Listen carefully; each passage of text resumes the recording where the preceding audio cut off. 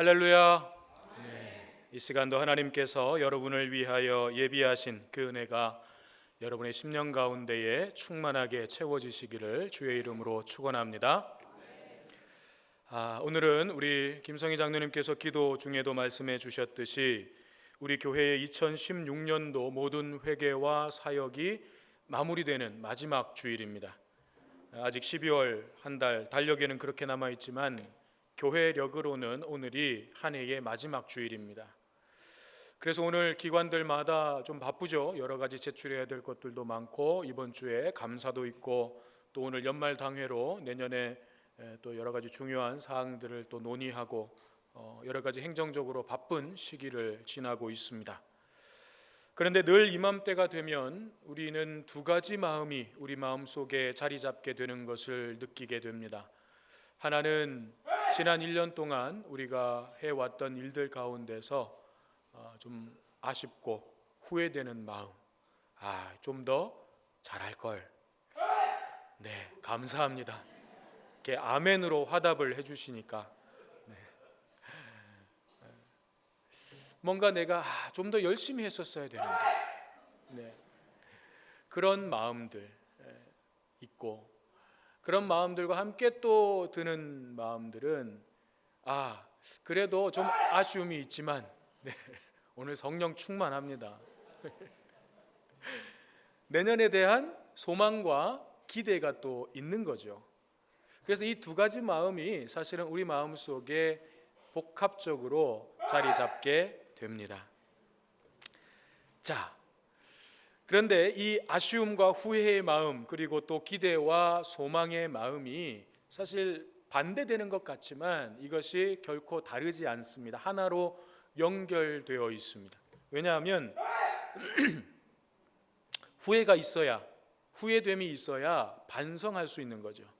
그리고 반성이 있어야 새로운 기대와 소망을 가질 수 있는 거예요. 후회가 되는 일들에 대한, 아쉬움이 남는 일들에 대해서 내가 반성하지 않으면, 거기에 대해서 다시 한번 돌아보고 결산하지 않으면 새로운 것들에 대해서 기대와 소망을 가질 수가 없기 때문에 이 두 가지 마음은 서로 부딪히는 것이 아니라 사실은 하나로 연결되어 있는 것입니다. 그래서 이제 중요한 것은 아쉬움은 아쉬움대로, 또 후회되는 일은 그렇게 자기 반성으로 매듭을 짓고 이제 새롭게 열어갈 내일을 준비하면서 그렇게 힘차게 나아가는 것입니다. 저도 이렇게 목이 메네요. 내일을 향해서 우리가 힘차게 나아가는 것, 그것이 지금 우리에게 필요한 것입니다. 그런데 사실 말만 멋진 거지, 우리가 내일을 향해서 소망 가운데, 기대 가운데 힘차게 걸어갑시다, 말은 멋지지만 이게 그렇게 쉬운 게 아니죠. 왜냐하면 미래의 불확실성 때문입니다. 미래가 불투명하고 불확실하기 때문에 그렇습니다. 그 결과가 어떻게 될지 우리가 미리 알 수가 없는 거죠. 물론 어느 정도 예측은 가능합니다. 지금의 여러 가지 데이터나 상황들을 통해서, 현재를 통해서 미래의 상황이 어떻게 될 것인지에 대해서 어느 정도 예측은 할 수 있지만, 그리고 또 그렇게 예측한 대로 또 되는 경우가 많이 있지만, 그럼에도 불구하고 우리는 한치 앞을 내다볼 수 없다는 것이 우리가 가지고 있는 치명적인 연약함, 한계입니다. 아무리 뛰어난 학자들이 첨단 기계를 가지고 예측을 한다고 해도 그 예측대로 반드시 되는 것이 아니라는 거죠. 이것이 미래의 불확실성입니다. 게다가 현재의 여러 가지 상황들, 우리가 처해 있는 이 현재의 상황들은 우리로 하여금 밝은 내일을 기대하기가 참 어렵게 만들고 있습니다. 예를 들면 지구의 온난화와 환경 문제, 그리고 이상기후, 천재지변, 이런 것들은 인간을 비롯한 모든 생명들, 이 지구에 살아가고 있는 모든 생명들이 살아가고 있는 이 터전을 위협하고 있습니다.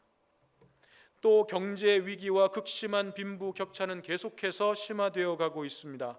나라와 민족들 간의 대립도 반목도 그칠 줄을 모릅니다. 거기다가 테러와 핵 무기의 위협까지, 인류의 미래 자체가, 인류의 생존 자체가 어떻게 될 것인지에 대한 불안감은 계속해서 증폭되고 있는 것입니다. 국내적으로도 마찬가지 아니겠습니까? 정치권이야 우리가 요즘 보고 있는 그대로입니다. 계속되는 경기 침체와 취업난, 불안정한 직장과 은퇴 후의 삶에 대한 두려움, 1인 가구의 증가와 저출산의 문제는 사실 이제 심각한 수준에 이르렀습니다. 문제는 심각해지는데 대책은 딱히 없습니다. 지금 여러 가지 정책들과 대책들을 내놓아 보지만 먹혀들지 않고 있는 거죠. 이런 상황 속에서 교회의 상황도 마찬가지죠. 말할 것도 없습니다. 단순히 교인 숫자가 줄어드는 것이 문제가 아니라 줄어드는 교인 숫자의 대부분이 교육부서와 20, 30대 젊은 층에 몰려 있다는 거예요. 이게 심각한 것입니다. 그냥 단순히 교인이 감소한다 이게 아니라 그 감소되는 교인들의 대부분이 교육부서와 20, 30대 젊은 층에 몰려 있다는 거예요. 이 말은 곧 무슨 말입니까? 교회의 미래가 어둡다는 것입니다. 그거는 다른 교회들, 저기 옆 동네 교회들의 이야기고 우리 성호교회는 안전할까요? 우리 성호교회의 미래는 따뜻한 봄날과 화창한 봄볕이 우리를 기다리고 있을까요? 절대 장담할 수 없다는 것입니다. 우리도 예외가 될 수는 없다는 거예요. 그렇다면 우리는 이처럼 불확실한 미래, 불안한 내일을 향해서 용기 있게 걸어가기 위해서 무엇을 어떻게 준비해야 하는가? 오늘 본문 말씀을 통해서 우리가 함께 생각해 보려고 합니다. 오늘 본문 창세기 24장은 내일을 준비하는 사람들의 이야기, 그렇게 말할 수도 있겠습니다. 왜냐하면 아브라함과 사라의 세대에서 이제 이삭과 리브가의 세대로 넘어가는 중요한 전환점을 다루고 있기 때문에 그렇습니다. 세대가 교체된다는 것은 불확실한 미래로 나아간다는 것이고 불안과 걱정이 따를 수밖에 없는 상황일 것입니다. 오늘 본문의 등장인물들이 바로 그런 상황들 속에 놓여져 있습니다. 창세기 24장은 창세기에서 가장 방대한 분량을 자랑합니다. 67절까지 있습니다. 그래서 이거 두 개로 나눠서 다음 주에도 이제 나눠서 함께 살펴보려고 하는데, 한 가지 부탁드릴 것은 다음 주에 오실 때 24장을 다 한번 읽어보고 오시기를 바랍니다. 이게 어려운 내용이 아니고 재밌어요. 재밌는 내용이고 한 3분 정도만 투자하시면, 길어야 5분 정도만 투자하시면 24장 한 장 1절부터 67절까지 금방 읽습니다. 쭉 한번 읽어보시고 내용을 담아서 오시면 다음 주에 1절부터 67절까지 다 안 읽을 거거든요. 그래서 내용을 미리 좀 알고 오시면 설교를 들으시는데 도움이 되겠습니다. 자, 아브라함이 처해 있던 상황을 우리가 한번 좀 보겠습니다. 1절에 보면 이렇게 되어 있습니다. 아브라함이 나이가 많아 늙었고. 지금 아브라함의 나이는 얼마나 되었을까요? 오늘 본문이 이삭과 리브가가 이제 결혼한다는 얘기인데, 창세기 25장, 다음 장인 창세기 25장 20절에 보면 이삭이 리브가와 결혼한 나이가 40세였다고 기록하고 있습니다.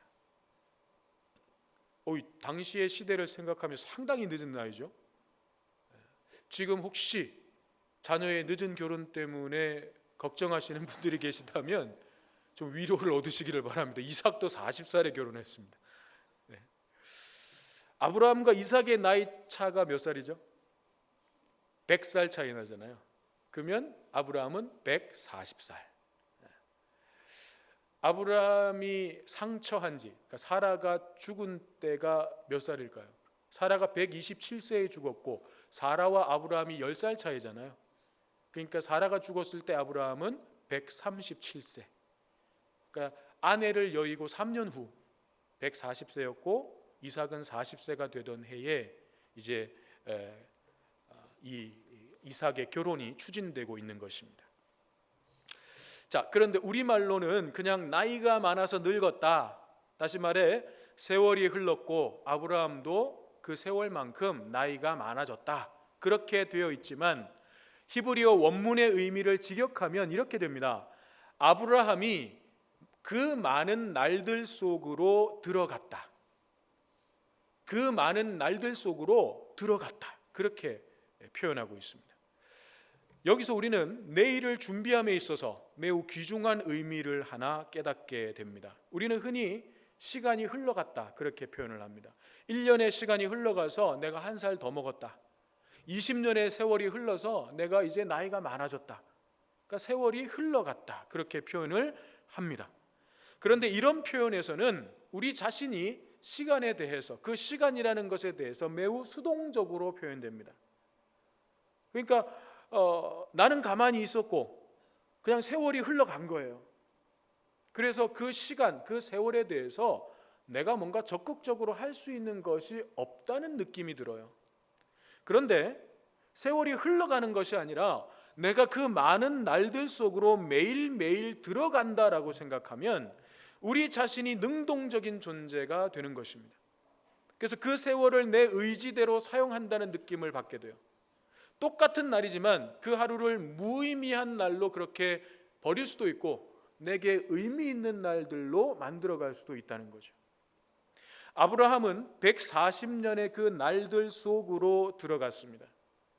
그런데 75세까지 하란에서 그가 살아갈 때에 75세까지의 그의 인생이 어떠했는지 우리는 알 길이 없습니다. 그러나 그 이후에 하나님의 부르심을 받고 지금 오늘 140살이 된 날까지 65년 동안 그 많은 날들은 어떤 의미를 가지고 이 아브라함이 그 날들 속으로 들어갔는지를 우리는 알고 있습니다.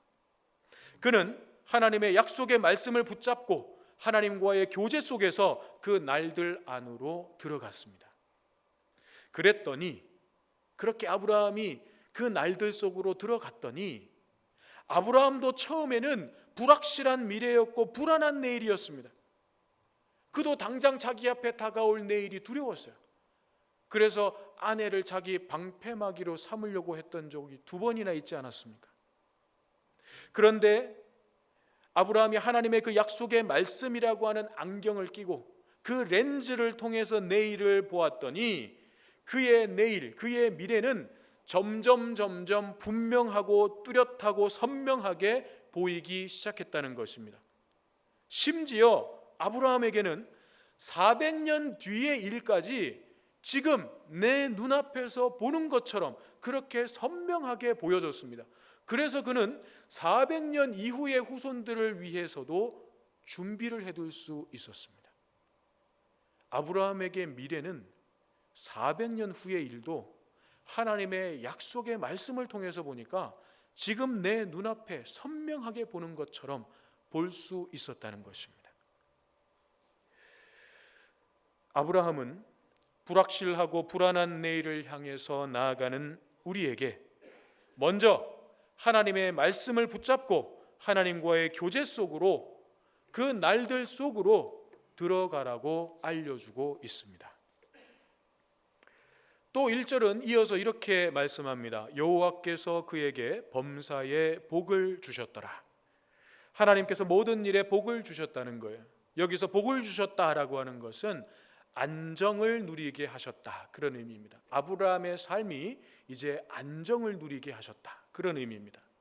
자, 그렇다면 1절은 이런 의미가 되는 거죠. 아브라함이 하나님과의 교제 속에서 자기 인생의 많은 날들 속으로 들어갔고 하나님께서는 아브라함이 모든 일에 걸쳐서 안정을 누리도록 해주셨다. 여기서 우리는 또 한 가지 중요한 사실을 깨닫게 됩니다. 그것은 아브라함의 인생은 처음부터 안정적인 삶을 사는 것이 목적이 아니었다는 거예요. 그의 삶은 언제나 하나님과의 바른 관계 속으로 들어가는 것, 하나님과의 교제 속에서 살아가는 것이 목적이었고, 그런 삶을 살았더니 하나님께서 그에게 범사의 안정을 누리게 해 주셨다는 것입니다. 아브라함은 언제나 그 땅에서 나그네의 삶을 살았습니다. 그는 어디에 뿌리를 내리고 정착해서 내가 이제 좀 안정적인 삶을 살아야지, 나도 이제 떠돌아다니는 이런 삶이 아니라 좀 뿌리를 내리고 정착해서 좀 안정적이고 편안한 삶을 살아야지. 이게 아브라함의 인생의 목적이 아니었습니다. 그의 삶의 목적은 오로지 하나님과의 바른 관계 안에 있는 것, 하나님과의 교제 속에서 날마다 자기에게 주어지는 그 날들 속으로 들어가는 것, 그래서 자기를 통해서 하나님의 뜻과 계획이 이루어지는 것, 그것이 아브라함의 삶의 목적이었습니다. 그런데 우리는 이것을 반대로 살아갈 때가 많이 있습니다. 내 삶이 안정적이 되고 평안한 삶이 되는 것을 목적으로 삼고 그 삶을 위해서 하나님을 필요로 하는 것이죠. 하나님은 내 삶을 도와주셔야 되는 분인 거예요. 내 삶이 빛날 수 있도록, 내 삶이 성공할 수 있도록, 내 삶이 다른 사람들보다 좀 더 편안하고 많은 것들을 누리는 삶이 될 수 있도록 하나님은 나에게 도움을 주셔야 되는, 그렇게 역사해 주셔야 되는 분이에요. 그냥 해달라고 하면 미안하니까 나는 하나님께 그에 합당한 수고와 헌신을 해드려야 돼요. 마치 거래를 하는 것처럼. 그렇게 신앙생활을 하고 그렇게 삶을 살아가는 사람들이 많이 있다는 것입니다. 그러다 보니까 기대했던 내일이 열리지 않고 내가 원했던 결과를 얻지 못하면 하나님을 탓하고 원망하는 것입니다. 하나님, 제가 이렇게까지 했는데 어찌 나에게 이럴 수 있습니까? 하나님, 내가 하나님을 위해서 얼마나 열심히 했는데, 내가 처해 있는 그 상황 속에서 나는 최선을 다했는데 왜 하나님은 나를 배신하십니까? 그렇게 우리는 하나님께 원망과 불평을 하게 되는 것입니다. 아브라함은 내일을 향해 나아가야 하는 우리에게, 우리의 삶이라고 하는 것은 나의 유익과 편안함이 목적이 아니라 나를 통해서 그분의 영광이 나타나고 내 이름이 아니라 그분의 이름이 높여질 때 가장 아름답고 복된 인생이 된다는 것을 알려주고 있습니다. 자, 아브라함의 나이가 140세, 이삭의 나이는 40세. 이 상황에서 가장 중요하고 시급한 문제는 무엇이겠습니까? 당연히 이삭의 결혼이죠. 3절 4절 말씀해 보니까 아브라함이 종에게 이렇게 말합니다. 내가 너에게 하늘의 하나님 땅의 하나님이신 여호와를 가리켜 맹세하게 하노니 너는 내가 거주하는 이 지방 가나안 족속의 딸 중에서 내 아들을 위하여 아내를 택하지 말고 내 고향 내 족속에게로 가서 내 아들 이삭을 위하여 아내를 택하라.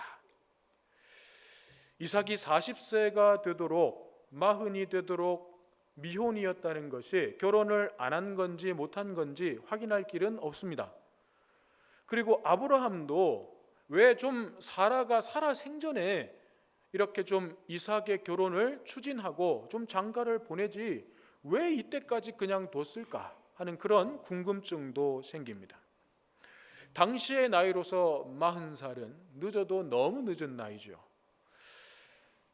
제 개인적인 생각으로는 제가 주석을 찾아봐도 이게 왜 이렇게 늦었는지, 왜 이제서야 결혼을 추진하는지 이건 제가 못 찾았어요.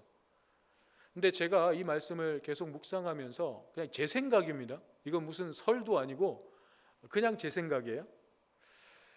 제 개인적으로는 이삭의 결혼이 늦어진 것은 이삭과 리브가의 이 나이 차이가 상당히 났기 때문이 아닌가, 그런 생각을 해봅니다. 성경에 리브가의 나이가 안 나와 있거든요. 그래서 이 몇 살인지는 몰라요. 그런데 나이 차이가 아마 많이 났을 겁니다. 그래서 리브가가 시집 갈 수 있는 나이가 될 때까지 하나님께서 기다리도록 하신 것이 아닐까 하는 거죠. 다시 말해서 하나님께서 이삭을 위해서 여호와 이레로 예비해 두신 배필이 리브가였는데 우리가 앞장에서 확인하지 않았습니까? 모리아산에서 이삭을 바칠 때에 그 이야기 끝에 리브가의 족보가 같이 붙어 있었어요. 그러니까 하나님께서 정해 두신 이삭의 배필은 리브가였습니다. 그런데 만약에 이삭이 20살에 내가 장가를 가야 되겠다, 나도 지금 이제 한창 결혼할 나이니까 나도 그때 장가를 가야 되겠다 그랬으면 리브가하고는 나이 차이가 너무 나게 되는 거죠. 리브가는 그때 어린 아이였을 수도 있는 것입니다. 그래서 하나님께서 리브가가 혼인을 할 수 있는, 결혼을 할 수 있는 나이가 될 때까지 하나님께서 여러 가지 상황들과 또 이유들을 통해서 기다리게 하시고 그 나이가 됐을 때, 그리고 혹은 그 상황이 됐을 때 아브라함을 통해서 지금 이 일을 진행하고 계신 것이 아닌가, 저는 그런 생각이 들었습니다. 지극히 제 개인적인 생각이었다는 것을 다시 한번 말씀드립니다. 자, 아무튼 아브라함에게 있어서 이삭의 배필을 찾는 일은 분명히 불확실한 미래이고 불안한 내일입니다. 요즘처럼 무슨 결혼 정보 회사가 있어가지고 이 아내 될 며느리 될 이 신부감 후보를 몇 명 정해놓고 그래서 이렇게 선 보면서 그렇게 결혼할 수 있는 때도 아니죠. 게다가 아브라함은 가나안 땅에 있는 여자들은 쳐다보지도 않았습니다. 아예 후보에 넣지도 않았어요. 이삭의 아내가 될 여자는 반드시 자기 친족에게서 난 자라야 한다는 것입니다. 이것이 단순히 같은 인종이어야 된다 이런 뜻이 아니죠. 한국 사람이니까 한국 사람하고만 결혼해야 된다 이런 뜻이 아니죠. 근본이 같아야 된다는 거예요. 그의 신앙과 믿음의 근본이 같은 사람 데리고 와야 된다는 거예요. 자, 그런데 아브라함이 살고 있는 가나안 땅과 자기 친족들이 살고 있는 이 메소포타미아 하란 땅까지는 약 800km 정도 됩니다. 그러니까 서울 부산 왕복거리예요. 서울 부산이 한 430, 450km 이렇게 얘기하지 않습니까? 그러니까 왕복거리가 되는 거예요. 그러니 자리를 마련해가지고 선 보고 뭐 소개팅하고 그래가지고 결혼할 수 있는 상황이 아니라는 거죠. 이 상황에서 아브라함이 할 수 있는 일이라는 것은 자기가 가장 신뢰하는, 가장 신임하는 이 종을 하란 땅으로 해외 출장을 보내가지고 이삭의 아내 될 여인을 데리고 오도록 하는 것밖에 없습니다.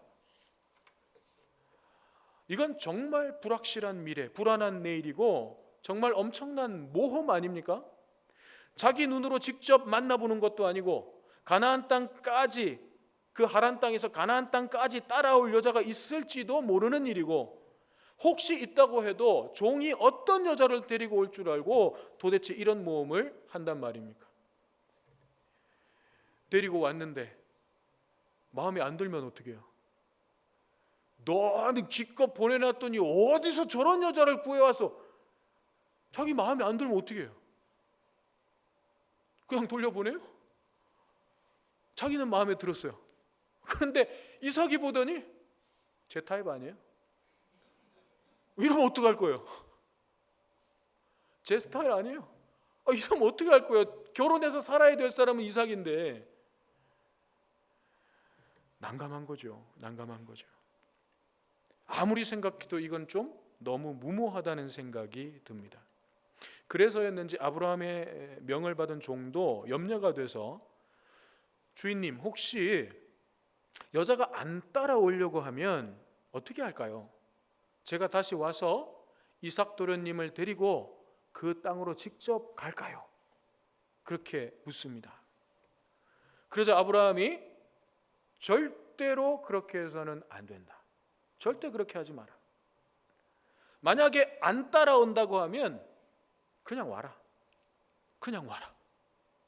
내가 너에게 전혀 책임을 묻지 않겠다. 그건 네 책임이 아니다. 그냥 와라.